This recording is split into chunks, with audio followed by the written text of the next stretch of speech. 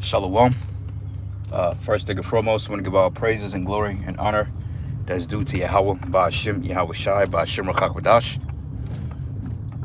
I want to give double honors to the apostles and elders of the great millstone at rule well. Blessings and salutations to the hopeful elect. Who is in this gospel broad, living up the standard of Yahweh, Ba'ashim, Yahweh Shai, wherever it may be. This is just a quick lesson through the Spirit. Lord's will to be edifying. Title, A Few Words on the Presidential Debate. I think I may have came, because I saw majority of it. I was kind of in and out. But I think I came probably within 30, maybe 40 minutes of the debate. And I came to the part when Trump was basically going into the border, the illegal border crossings, and how he was labeling Kamala a czar, a border czar, which czar goes into like a ruler or a king. Because if you understand that the border and the whole border crisis, Kamala, I believe, was like the head racketeer behind the whole border control.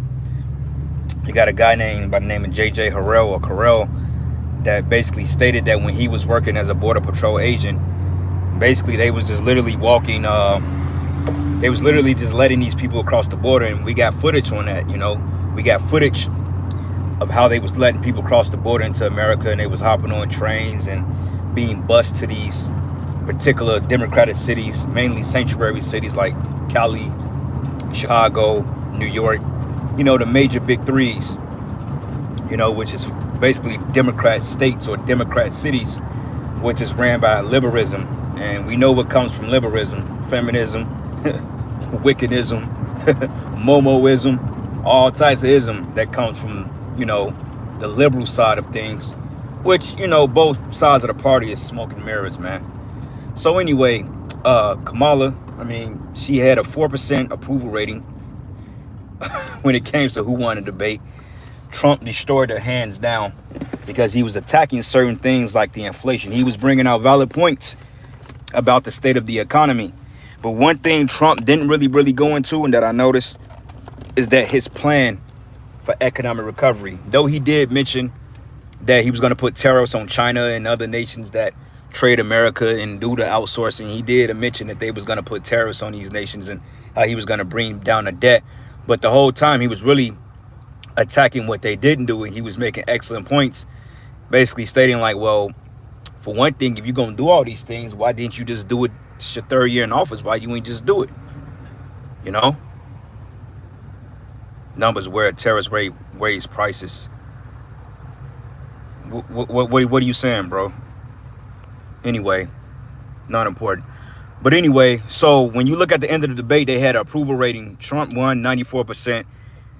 4% they gave to Kamala, which it was a joke at the end of the day, you know, a total joke. It was a sham. But when you look at it from face value, on paper, it looked like Trump will hands down defeat this particular candidate because, I mean, she doesn't have a plan. I mean, she did mention about abortions and, you know, giving women's rights. And from what I was looking at, it seems like she tried to play on the emotions of the women and you Jakes. And that's the stance that these Democrats always take. They always take the fact that they want to play on your emotions because, you know, they put you in these situations, you know, to the point that you have to reach out for handouts, and then they don't do shit for you. Okay, like everybody right now, everybody is Trump, gung-ho Trump, gung-ho Trump, Trump this, Trump that. But just 4 years ago, you same Jakes that's hopping on a Trump bandwagon, you was all for Biden and Kamala, all for Hillary Clinton, all because you felt like this dude Biden was basically Obama's right-hand man. But basically what he did, he totally destroyed the economy. And then what happened was they tried to put the blame on Trump and say, well, Trump destroyed the economy, but inflation went up on Biden's watch, man. Okay, they said in some cases inflation went up to down to 20%, just depending on what area you live in. You know, like in Missouri alone, certain cities like Kansas City, St. Louis, shit, inflation went up 34%. I mean, it was to a point that I remember a one-bedroom apartment in this city was going for $500-600. Now that same one-bedroom apartment is going for damn near $2 a month. So to say this, the whole presidential debate, it's all smoke and mirrors, man. It was all just a ploy. It's a stage. It's an act. And if you pay attention to the judges or the man and a woman that was basically asking the questions for both sides of it, they seem kind of biased towards Trump because ultimately they have an agenda to fulfill. And it's not that Trump is not going to further the elite's plan, but Trump is controlled opposition. So he has particular talking points that's going to appease to the average person, like, okay, let's do something about the inflation. Let's do something about the mass immigration crisis, you know, the sanctuary cities. But he didn't even mention how this current administration was giving these migrants, or at least I may have missed that part, but he wasn't even really going into the fact on how these migrants were given all this money to come over here and live for free, basically. Okay? In some cases, I'm hearing that these people get up to $10,000 a month to live in luxury homes and to have free health care, food stamps, and they're getting employment on top of that, free rent. But yet the average taxpayer is paying hand over fist in order to sustain rent, man. So he was addressing certain points which will appease to the people, which would make sense as he will win the election. But just my personal opinion, I don't think that may be an election, but if there is, Kamala may win because she's speaking more on the elite's terms. Okay, she wants to do away with gun rights, even though she lied and mentioned and say, well, look, me and Tim Walsh, we own weapons. We're not coming to take your weapons. But just 2 weeks ago, she had a whole different stance on that. You know, she was mentioning a few weeks ago how anything that's over a particular caliber of a rifle, or if it's anything considered an assault rifle, they was going to take that shit.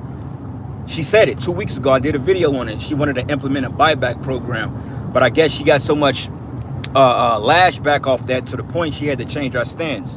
But regardless of it, whoever gets in office, at the end of the day, all hell is still going to break loose. Whether DJ Trump gets in office, whether Kamala gets in office, all hell is still going to break loose because for the simple fact, you have what they call an intersecting road that leads to one destination. Okay, and I'm a believer in that. You may have two worlds that appears to intersect at a crossing, but yet it's going to end to the same. It's going to be the same result. It's going to lead to civil war. It's going to lead to America going into World War III. And Trump kept saying it. He said, well, look, if Kamala becomes president, Israel may have a year or two before they totally destroy, which that's in the scriptures, you know. And he was mentioning how he can start World War III like that if he becomes the president-elect. But back in my mind, I'm like, I don't know if that's even possible, because when you think about it, how can you start World War III when you support the Zionists? Okay, and we know that this guy, Bibi Netanyahu, you know who, because he's not a Jew, all right? He's an Amalekite, he's an Edomite. He's not an Israelite. Okay, and that's another talking point that they like to throw out there about that anti-Semitic, that anti-S-BS, man. Okay, how the hell can we be anti-S when we are Shemitic? And it's not Semitic, it's Shemitic. But they play on the mindsets of the people, because the people of America, they're fucking stupid, man. Okay, you got people that go down to these polls and they're voting and casting votes. And at the end of the day, your vote never counted in the first place, man. Okay, she kept saying, oh, he wants to destroy our democracy. This is not a fucking democracy, man. Okay, this is more like a dictatorship on the verge of communism, because the people, they really don't have a choice. But yet they tax you to death. But yet you go to work every single day. Yet you have the illusion of freedom, but you're not really free. So basically Trump went into the whole dynamic, oh yeah, I can start World War III. And that's not going to happen, Trump, because for one thing, you're going to follow Israel. And we know that this guy Netanyahu, he's not going to pipe down, and he's not going to put an end to the war in Gaza. He's not going to do away with bombing the Houthis and all that. He's not going to do it. Okay, he said he's not going to stop until he makes an ethnic cleansing of that land. And on top of that, if he do cease to exist, to go back and forth with these Iranians, which Iran is backed by Russia. So regardless, America is going to be drawn into this third world war. But if this guy so happens to step down and declare a peace treaty with the Iranians, he's going to jail for fucking war crimes, man. So you think a devil that proud is going to literally withdraw his hand from a bunch of people that he despises? You crazy. So either way it go, America is going to lock horns with Russia. And you know what? That's in the Bible. That's Ezekiel 38. Okay? If you don't believe us, read it for yourself. Pray to the Lord to give you the understanding. But this society is fucked. And you know what? Good riddance to it. Okay? The hell with this society and the people in it. Because you know what? The men of the Lord, the prophets of Yahweh Ba'ashem Yahweh Shai, have been out on these streets, prophesied week in and week out, going on the last 40 fucking years. All right, and nobody is hearkened, nobody has paid attention. Everybody done scoffed. They didn't call us false prophets. You know, they didn't call us fear mongers. They said we are a hate group, all types of shit. But the most hateful people is the people running your government, man.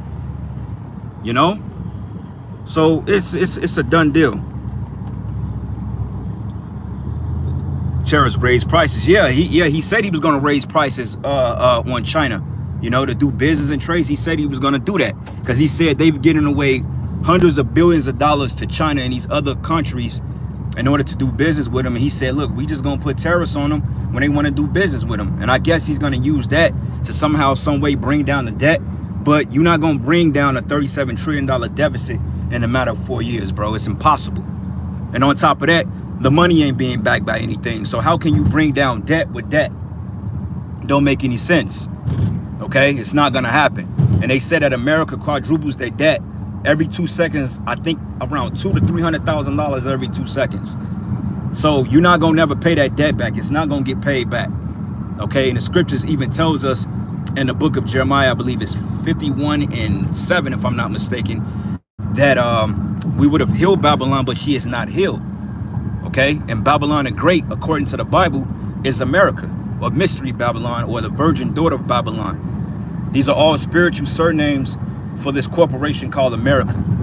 Okay, and Shalom, Akim Yahweh Shemel Shai Brakathum. Be like-minded, Shalom, bro. Revelation 13:11, it says, and beheld, I beheld another beast coming up out of the earth that had 2 horns like a lamb, but he spake as a dragon. Yeah, those 2 horns represents those political parties, man.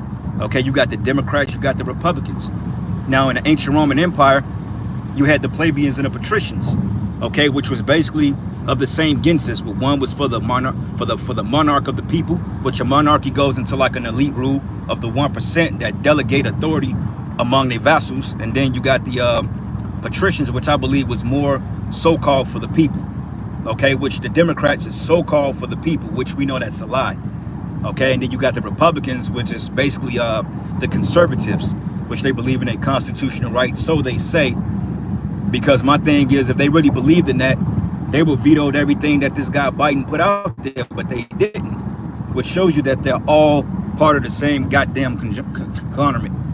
All right, it says vote independent, lesser 2 evils. No, we ain't voting, period. What you mean vote? We ain't supposed to be voting for this system. The scriptures tells us we're not supposed to put another king that's not of our brethren above us. So we ain't supposed to be voting. We supposed to be praying to Yahweh Bashim Yahweh Shai to come destroy this fucking place, man. The hell you want to sit up here and deal with another 4 or 5 years of fucking oppression? See that, and that's what I'm talking about. That's the mindset of the average American. You know, vote for the lesser evil. That's bullshit.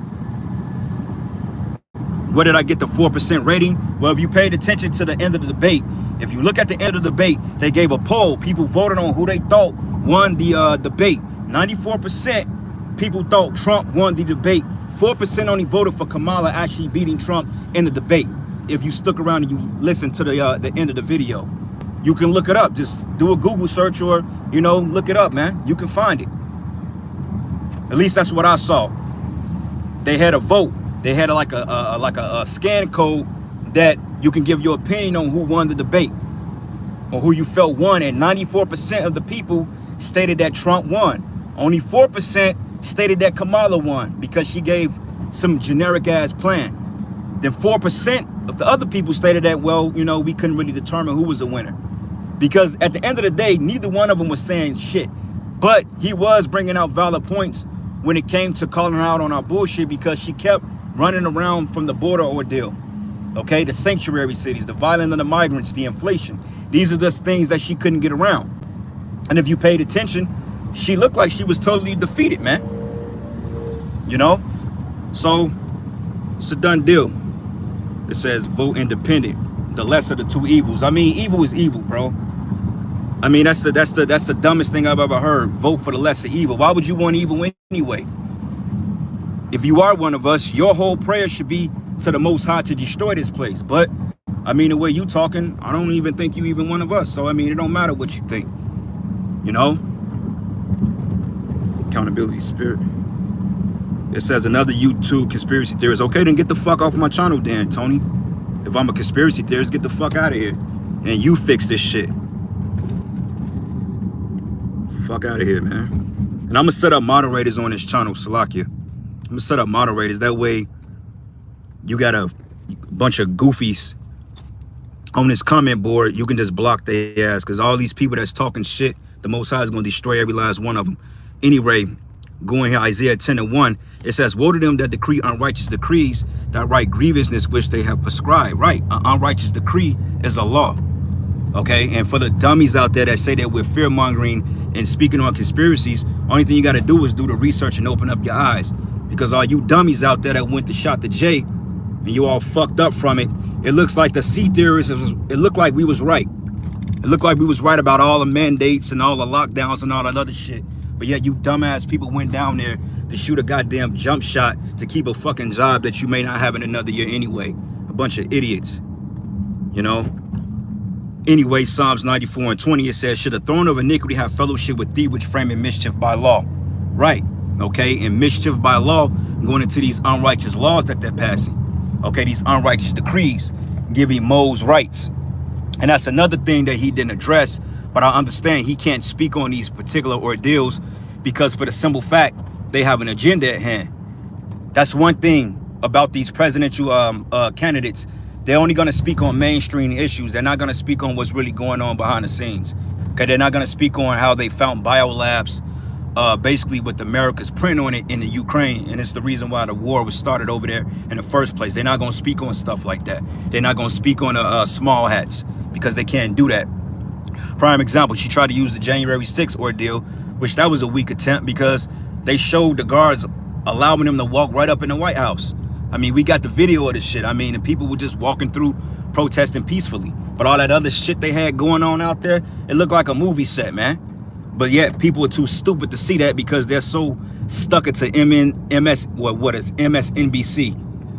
You know, these people, they're just lost in the sauce. But yet we the crazy ones, right? Comical. 94:22, it says, but the Lord is my defense and my power and the rock of my refuge. So yeah, we gonna be cool, you know, regardless on what happens here in November, if there is an election. Okay, I mean, whether it is or not, the same thing is gonna transpire. There will be civil war. Okay, the economy will collapse, the dollar will collapse, America's gonna go to war with Russia, America's gonna be destroyed. Okay, they will put an MOTB or a microchip inside you in order for you to buy and sell and trade. And if you don't like it, oh well. So shit, tough beans.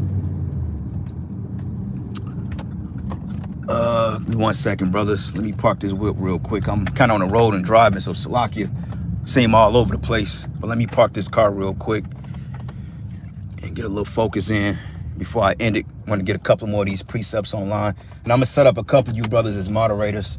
That way we ain't got to deal with the trolls. Because a lot of people on here, man, they just, you know, there's a bunch of demons. But anyway, accountability spirit. It says here, for when they should say peace and safety, then sudden destruction coming upon them as travail upon woman with child, and they should not escape.